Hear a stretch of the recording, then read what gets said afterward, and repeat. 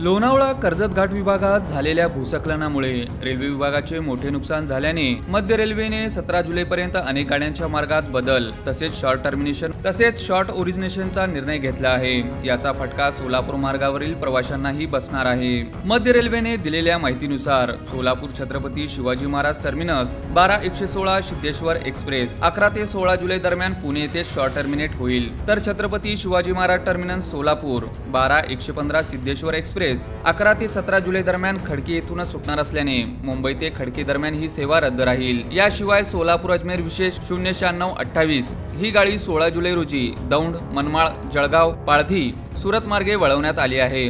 तसेच अजमेर सोलापूर विशेष गाडी 09627 ही गाडी 15 जुलै रोजी सुरत, पाथळी, मनमाड, दौंड या मार्गे धावणार आहे। लोकमान्य टिळक टर्मिनस विशाखापट्टणम 18520 आणि लोकमान्य टिळक कराईकल एक्सप्रेस 11017 या गाड्या कल्याण, मनमाड, दौंड, सोलापूर मार्गे वळवण्यात आल्या आहेत। त्यामुळे या गाड्या सोलापूर मार्गावरून धावणार आहेत।